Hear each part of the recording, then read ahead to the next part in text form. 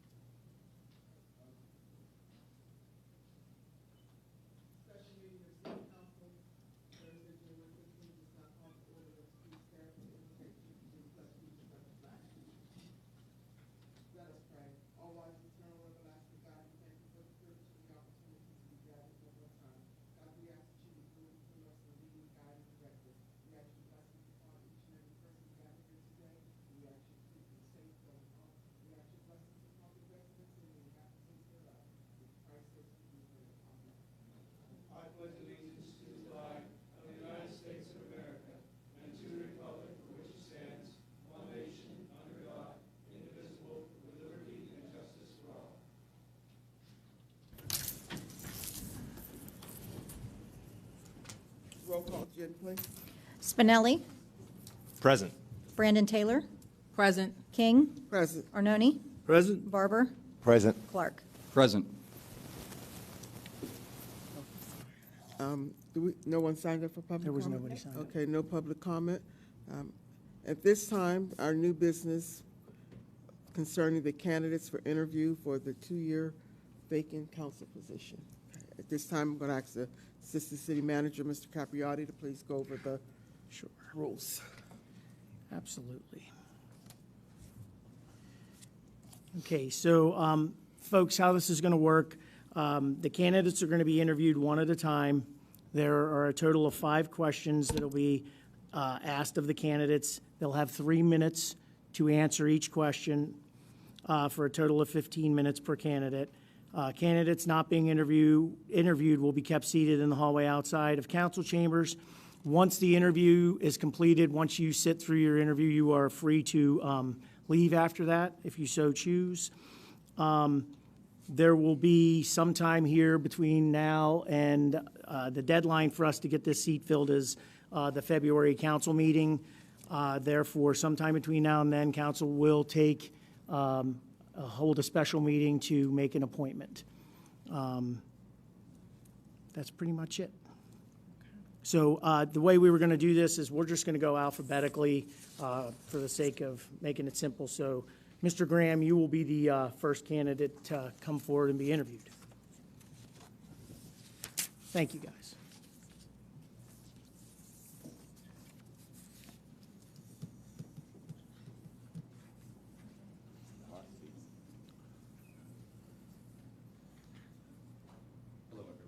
Hello. Oh, All righty.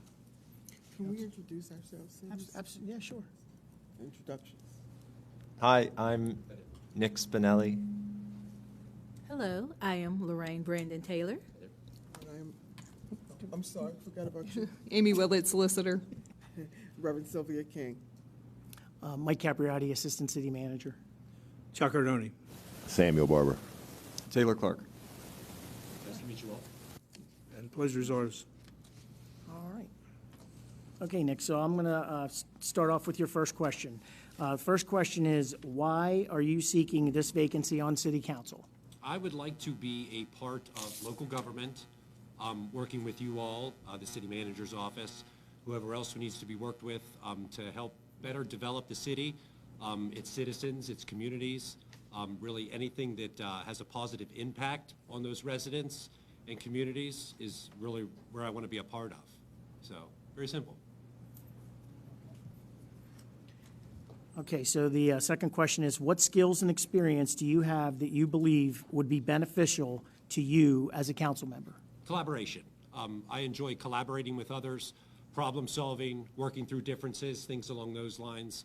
I enjoy talking through problems, issues, or concerns, listening, obviously having empathy towards other council members, residents, other offices that local government deals with. It's important to, exercise those skills, to hone those skills and perfect those skills. So it's pretty simple that I think I'm a very good communicator. I enjoy working well with others, being part of a team, striving to stress towards that positive goal that, local government should really stress towards.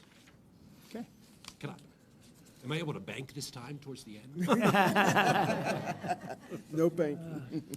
Okay, so question number 3, how do you plan to engage with the residents and businesses within the city? Having open ears, listening to cares, concerns, problems, issues, always being available to the citizens of this city, the communities, any issues or problems that arise, being available to them, to listen to their causes and concerns, working with other city council members to, bring those concerns to the, shed some light on them at city council meetings or in closed doors meetings, whatever we need to. Yeah. Okay. Question number 4, what are the top 3 issues facing the city, in your opinion? Top 3 issues. This is where my time bank's gonna come in, Andy. I think we really need to embrace the fact that the city doesn't necessarily have a great image right now, and, bringing forth to light the good things that city council and the local government's looking to do for the city, basically having hope, that we could stress that to, anybody that's leery about bringing business into the city. We can show them the plans of what's gonna happen downtown with Central Park and all those types of things, that it's gonna look great, it's gonna be great, and look, incoming businesses would wanna be a part of that. There's one concern I have is it's about bus stops, like the Camtran buses. Like, I understand that's the Cambria Transit Authority, but within the city, I would like to look at something, research the projects where there are bus stops, like on Bedford Street, Solomon Street, stuff like that, where the bus stops in the lane of traffic, could be dangerous, for passengers, for other motorists, things along those lines. Other big cities areas have a designated bus lane that the bus pulls over to load and unload passengers, safety and concerns, things along those lines. That's an issue. I don't know if it's actually feasible to go that route in some places, but, it's just something that I noticed that, I've seen in other places that we don't have here. In other areas of Cambria, nobody really has that, but us as the city, we could be the first to do that. That would be something nice. The other issue I have personally and through dealings with my neighbors is trash collection service. I've argued with trash collection companies that, to my understanding, the city has a contract with one company, and we have to use that company for our trash collection service. We're not allowed to shop around, get a cheaper rate or a better rate from a competitor of that nature. So that's one sticking point that I have. Okay. All right. I still have 40 seconds. Well, yeah, keep it But on. I'm good, go ahead. Okay, question number 5. If you received a $1 million grant to use for the city in any way you wanted, what would you do with it and why?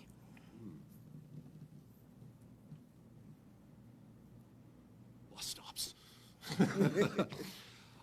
I think what I would do is, it would be my choosing only. I would have to choose. I would probably want to listen to the people of the city and find out what the popular opinion is. That's what I would want to do. I mean, I don't have any personal plans for it, other than bus stops. We've covered it. We've shed enough light on that already. But, you know, whether it would be something definitely with community development, you know, whether it be a recreational area for young people, you know, even something for teenagers, young 20s, things like that, like a dance club or something, you know, something that the city could sponsor and actually, you know, for the young people. That'd be something I'd look into. But I'd really listen to what the residents want. That's what I'd go with. Okay. All right. That's all we have, so Good. that's all the questions we have for Very you. good. I appreciate the time and the attention. Sure. Oh, I'm sorry. Can you give your full name to her, to court reporter for me?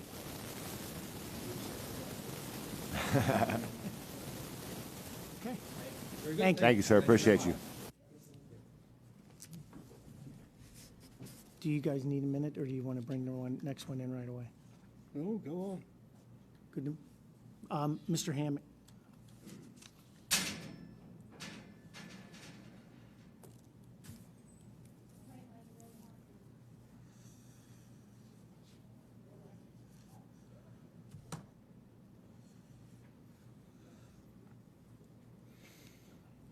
You want to do the introduction? Up here, Mike. Everyone, Up here. regardless of who it is, right? Well, no, I don't think it's necessary. I think unless there's somebody that doesn't know. I think he knows everybody. Do you know everybody up here? Yeah. Does everybody know him? Yep. Okay. All right, Mike. So we've got a series of 5 questions here. You're going to have 3 minutes to answer each one. The first question, why are you seeking this vacancy for city council? I'm seeking this vacancy. I'm from Johnstown. I've always loved Johnstown since I was a kid, and I just think I could be a big part of making some changes in the city. I've been around City Hall for 35 years doing residential development work. I know how the city works, and upon watching it for these years, I want to be a part of bringing this city back. I know we lost a lot of industry in the past, and I'd like to try to get some more businesses back into Johnstown and just try to, you know, make a better place for people to live, the neighborhoods, you know, better neighborhoods, get rid of a lot of the blight. There's a few other things I'd like to change, like the spring cleanup that we do. I'd like to change that. So I just want to be an instrumental part, and I'm older now. I put a lot of time into business, and I got time to do some things, and I just think that I can make a positive change in the city. Okay, thanks. Question number 2, what skills and experience do you have that you believe would be beneficial to you as a council member? Well, I've been doing contracting for 35 years, so I know building, I know remodeling, and along with that, I know equipment, I know vehicles, I know demolition, I know buildings, I know residential and commercial, know a lot about them. I know I did a lot of sewer work, I know a lot about that. I'm a plumber by trade also, electrician. I'm pretty well rounded. And along with that, running my own business for 36 years, I know a lot about the money that goes in. And being I run a for-profit business, I always look at the bottom line. I always make good choices to get, I don't just get the cheapest thing. I look at what's the best bang for the buck, what's gonna, you know, last the longest and get the most money out of it. And I know a lot of, we're getting ready to do a lot of work in this town, like the Main Street project, and you're still working on Central Park. I know a lot of suppliers. I just know how things operate, and I'm really good at facilitating things like that. I believe I'll be an asset for the city for that reason. Okay, thank you. How do you plan to engage with the residents and businesses in our city? Well, when I was campaigning, I went around door to door, talked to some people, and at first I was a little bit afraid to just knock on the door and start talking to people, until they invite you inside, and then they give you a cup of coffee, and they start telling their real concerns, and yeah, I really had some good conversations with a bunch of people. I would do that, and then I'm in the public a lot too. I volunteer for things. I volunteer at the soup kitchen. I volunteer at the duck race for them, and I get to see a lot of people. I'm a people person, and I'm out and about all the time. But if I got a chance to go out, eat a meal, usually it's in Johnstown. I do frequent other places, but I try to stay downtown when I could stay downtown within the city limits. That way, giving back to the city. But that's how I would engage with people. Okay. Question number four is, what are the top 3 issues facing the city in your opinion? My opinion, blight would definitely be one. A lack of I gotta watch how I say this. A lack of better housing. And when I say better, I mean, within the city downtown, we need a little bit more upscale housing, I believe, and we're working on a bunch of projects downtown now. But I believe downtown is the center of, the nucleus here, and I'd like to try to bring that back heavy with this Main Street project and the park coming along, and I'd like to see more people living downtown. We got a lot of buildings that we tore down in the past. If we could redo some of these buildings and get more people, see, since COVID, a lot of things changed.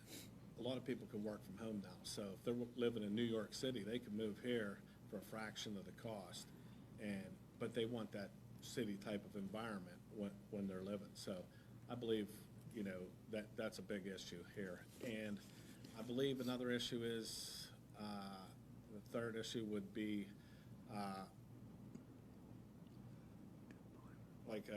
the housing, like the housing projects, like the way that's run. And I know that's been, I don't know too much about it, but I know we have an influx of people moving here, and I know they tried before to talk to HUD about like cutting that back a little bit so we don't have an overflow of people coming in from out of the area, because I believe that's where a lot of the crime is coming from. But I would, just take a look at that and see, what the problems are and if there was anything we could do about it. And, maybe if the people come in, because I did meet some people that did come in from out of town that were good people, and did some work for them, and just see if we can bring them around to how we do things in Johnstown. Okay. The final question, if you received a $1 million grant to use for the city in any way you wanted, what would you do with it and why? Well, I would put, that $1 million grant, I would put directly to the blight, because I think that's our biggest problem. I know before, a few years ago, when they got that COVID money, and I was talking to the last mayor, and I said, you got enough money to take all the blight out, and it was enough to do all the blight. And while you're taking that blight out, you're actually, and I wouldn't bring people in from Ohio and like we did in the past. I mean, they were good. They were the lowest bid excavators, and they tore these places down. But if you had a large amount of money, I would try to do it in-house, hire some people within the city, and have an ongoing program to get rid of some of that blight. I mean, $1 million is not going to do a lot of it. At the time, when that money came in, it was like $11 million would have wiped all that blight out, everything. So I think I would put it all towards the plate. Okay. Well, that was the final question, so everybody good? Appreciate you coming. Have a good evening, bud. Good evening.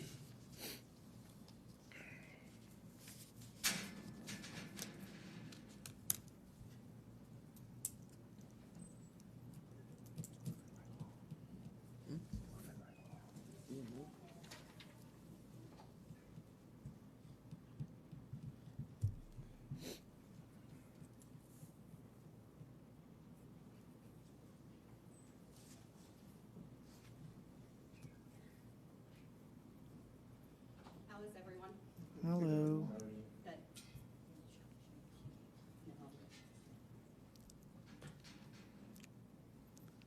Welcome.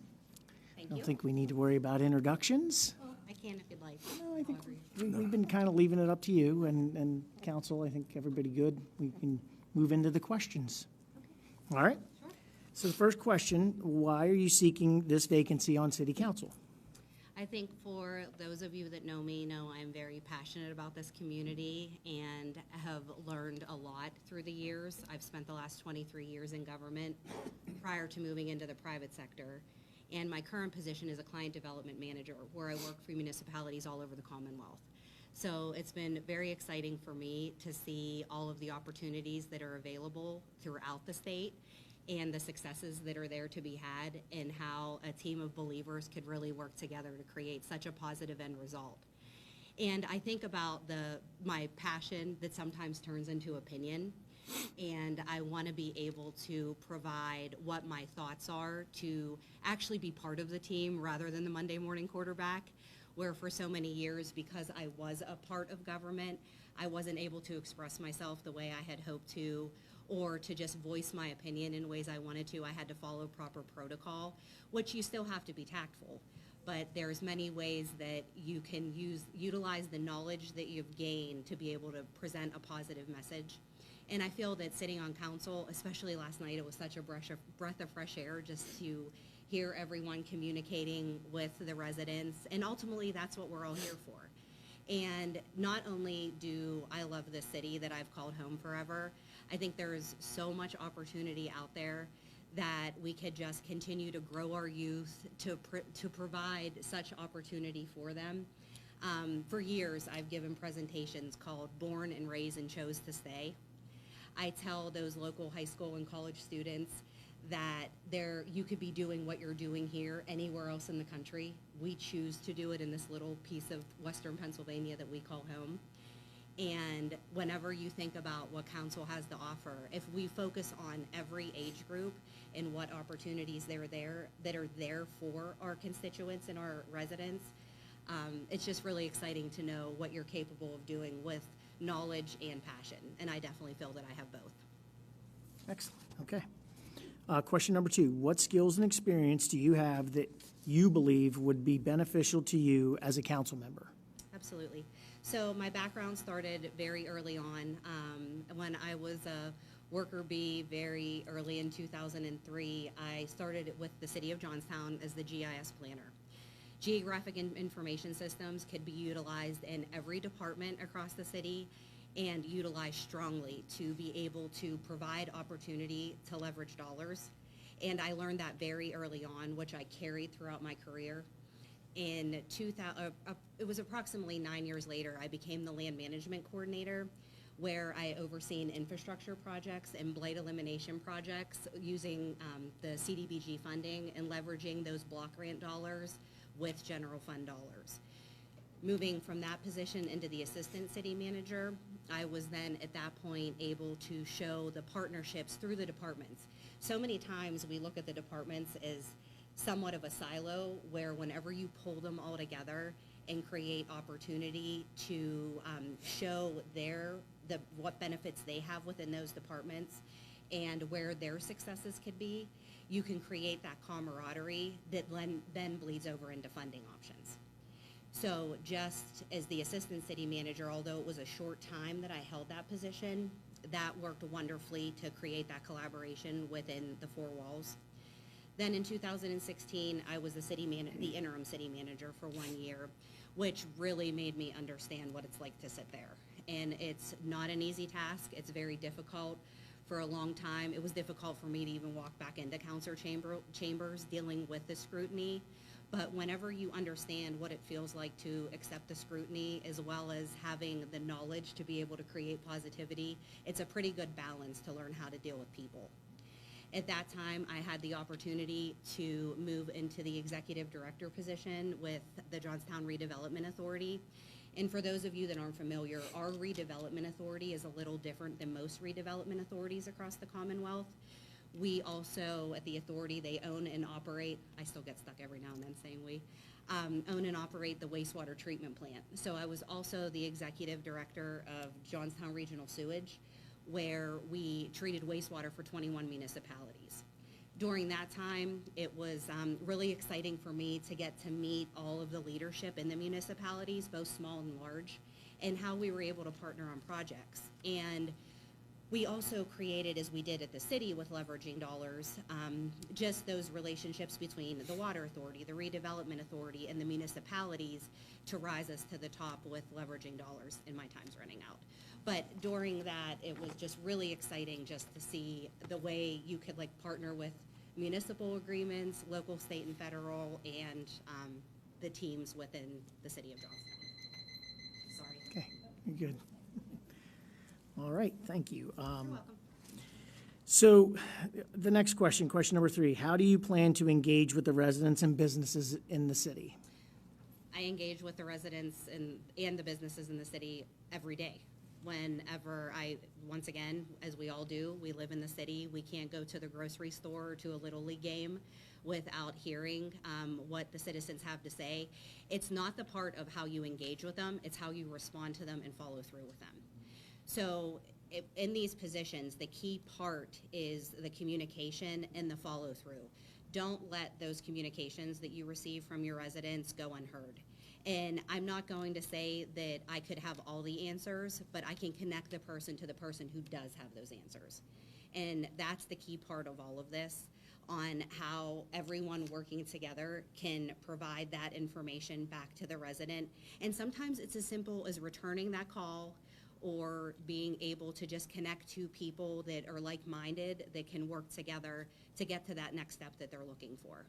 But I love to attend community events, obviously, whether it's a sporting event, whether it's the farmer's market on a Friday afternoon. Those are all places where we're all out and about. We enjoy the pride that it brings to our city and the enthusiasm of the people on the good days. And there's also some bad days also.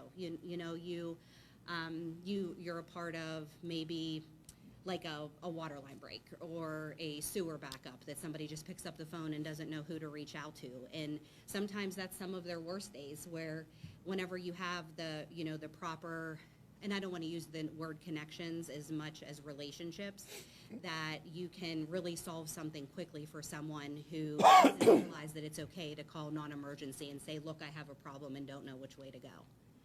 So throughout those, the situations that just arise on a day-to-day basis, from a grocery store to an event, or to, a public meeting, there's so much that can be accomplished in public meetings that our residents don't realize.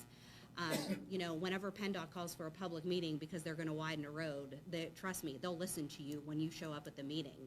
But waiting until the excavators show up in your neighborhood and then all of a sudden, let's throw everything up in the air and say we didn't know. No, actually, you had the opportunity for 3 separate public meetings and you chose not to be a part of the solution. So I think sometimes it's a difficult conversation that you may have to have with your residents, but it's all about how you can educate them in the process. Excellent, thank you.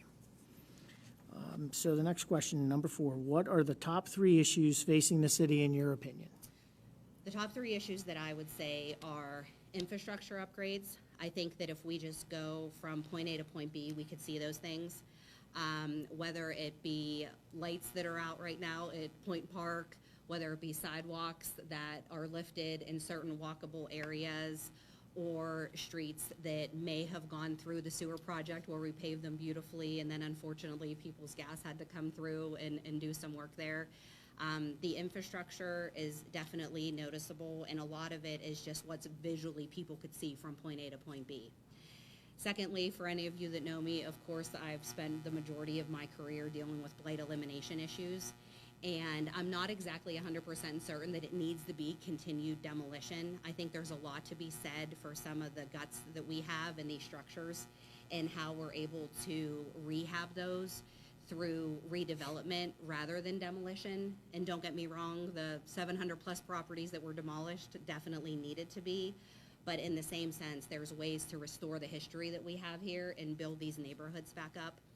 And by leveraging dollars through the state and federal groups and our local foundations where we've had so much success over the years, I want all of you to continue to just continue to believe in the working relationships with the foundations, because they've embraced this community like no other. And then thirdly, we all focus on public safety. We want to continue to have the opportunities with our police, fire, and EMS to just embrace the youth, build them up, want them to be that firefighter or that police officer someday. And in the same sense, while we are educating them, we're also creating positivity in the neighborhoods, where through the education and through the cooperation of our emergency services, that can eliminate issues with kids that have too much time. And I think between the infrastructure, the blight elimination, and public safety, that those are true key places that by everybody working together, that we could just make the city the best place possible. Great, thank you. You're welcome. The final question, if you received a $1 million grant to use for the city in any way you wanted, what would you do with it and why? Well, first and foremost, I would do everything I could to turn the $1 million into at least 2 or 3. I would start off by utilizing those dollars as seed/match money, that we would spend a brief amount of time just seeing what other funding sources were available, that we were able to utilize those dollars to just boost that dollar amount. And I would think that successfully, one of the barriers that we always have is, where are we going to get the match money? So you're giving me the opportunity to have $1 million, so that's what I would want to turn it into. And then from that point, I would then schedule a public meeting with my $2 + $3 million and go into the communities, hear about what those citizens are looking for that we haven't already accomplished with the ARPA funding, with the transportation dollars, multimodal, and foundation dollars that we've received. And then by working together with community and economic development, public works, and public safety, I feel that we could create a very strategic plan to make a huge impact with that $2 to $3 million that we would use the $1 million to leverage. Okay, thank you. You're welcome. All right, folks, well, that was it. So, Okay. Well, thank you so much for the opportunity. thank you for coming in. Thank you. Thank you for coming in. Take care.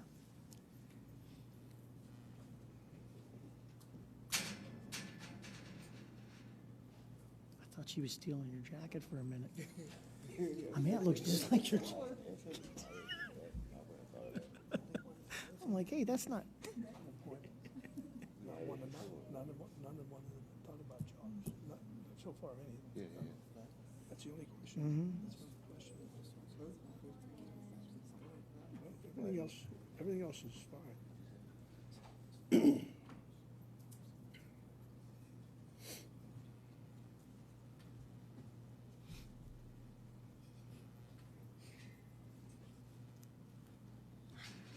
Welcome.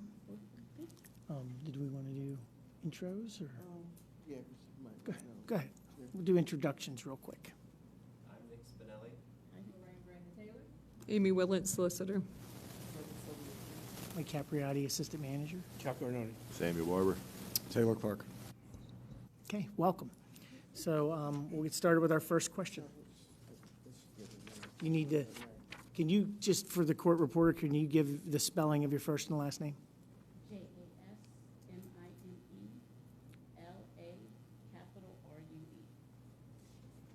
Thanks. All right, first question. Why are you seeking this vacancy on city council? I'm seeking this vacancy because I wanted to finish what I've already started. I went in this year campaigning to be an asset to the city and to help our community, and that's what I want to continue to do. So I'm taking this opportunity to see if that's still in the plans. Yes. Okay, thank you. The second question, what skills and experience do you have that you believe would be beneficial to you as a council member? So I am a team player. I have community engagement experience. I've worked and helped volunteer with coaching with the youth, different church activities. So I'm very aware of our community. And recently I have started a new position with Bridges Cooperative Ministries as their program coordinator. And over the past 2 weeks, in talking to our residents that get assistance, it's really opened my eyes into more of why I want to do this. Excellent, okay. Question number 3, how do you plan to engage with the residents and businesses in the city? I would continue to get involved and go to our community meetings, getting involved with our business associations and meetings to meet our business owners, advocate for new businesses in the community, and to just stay engaged and be open to new ideas and people who want to start businesses.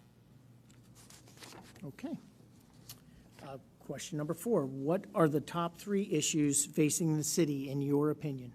Okay, like I stated previously, I just started a new position at Bridges, and I thought they were some things, but after actually talking to people, I'm seeing poverty being a big one, homelessness being a big one, and I don't want to say lack of resources, but education on how to get the resources. So those are the top 3. Okay. All right, final question is this. If you received a $1 million grant to use for the city in any way you wanted, what would you do with it and why? I would like to see a building downtown, because with our extreme weather, you know, being super cold in the winter, super hot in the summer, I would like to see those who are homeless have a place to go in those extreme weather. I know we have like the YMCA and things like that, but this would be specifically for those purposes, and also to have showers and things for them to clean up. So that would give them more of a confidence so that they have a place to clean up, to go to job interviews, and to be presentable and things like that without judgment, and they could just go in, do what they have to do, so they can become contributing members in our community. Okay, That's what I would like to see. all righty. Well, that was all the questions. You are all good. I appreciate you coming in. Thank you. Thank you for coming in. Just fold these in half.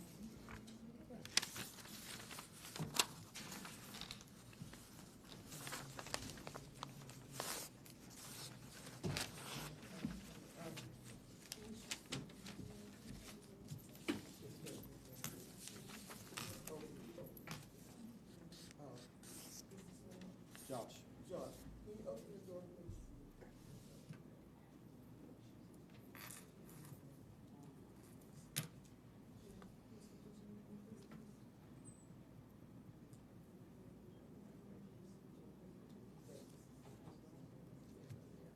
All clear? Yeah. Okay, all right. Is there any old business at this time? We don't have anyone signed up for public comment. At this time, next council meeting is February 11th. Between now and then, we will have to make a decision. Okay. Meeting adjourned. We turn these in to the, are they gonna collect these? So, Is the fee still on?